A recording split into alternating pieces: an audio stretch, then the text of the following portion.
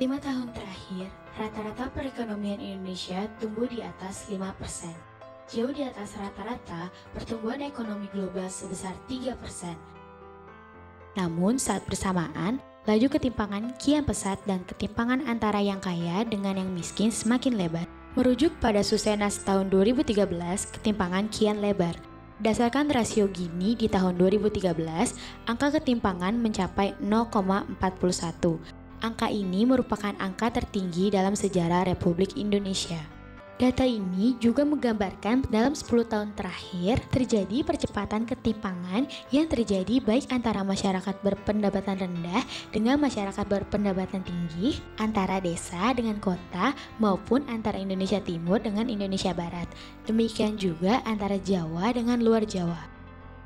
Laporan INFIT semakin menegaskan kondisi ketimpangan yang kian dalam. Berdasarkan data yang diolah dari berbagai sumber, pendapatan level pekerja dibandingkan dengan rata-rata 100 CEO direksi tertinggi adalah lebih dari 350 kali. Majalah Forbes edisi Desember 2014 merilis daftar 50 orang terkaya di Indonesia. Total kekayaan 50 orang paling kaya mencapai 96,62 miliar US dollar atau setara 1.149,44 triliun rupiah.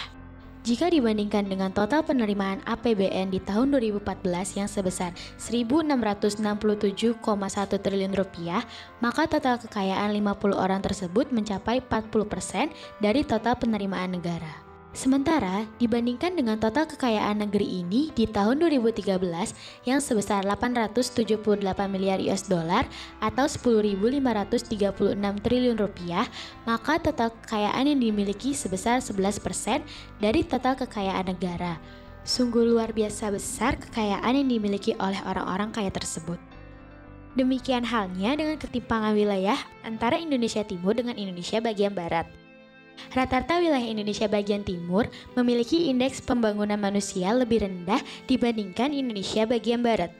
Data Badan Penelitian dan Pengembangan Kesehatan Kementerian Kesehatan Republik Indonesia di tahun 2013 juga menunjukkan rata-rata bayi lahir dengan berat badan kurang lebih banyak berada di Indonesia Timur dibandingkan dengan Indonesia Barat. Juga rata-rata angka harapan hidup penduduk di Indonesia Timur lebih rendah dibandingkan dengan Indonesia bagian Barat. Temuan penting laporan INFIT mengenai ketimpangan di tahun 2014 ini menunjukkan ketimpangan antara perempuan dan laki-laki semakin dalam. Mulai dari perbedaan kesempatan antara perempuan dan laki-laki untuk bekerja di sektor publik, pendidikan, kesehatan, akses atas air minum, tingkat harapan hidup, dan pendapatan. Guna memecahkan tingginya angka ketimpangan, INFIT mengusulkan 5 jalan keluar.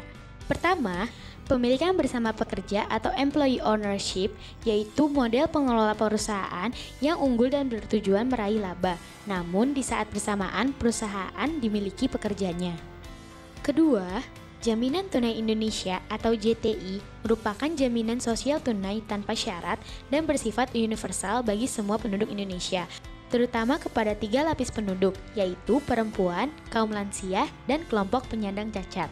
JTI diberikan sebagai hak dan bukan belas kasihan negara kepada warga miskin. Ketiga, menerapkan pajak progresif dengan kebijakan, profil pajak harus sesuai dengan profil ekonomi Indonesia.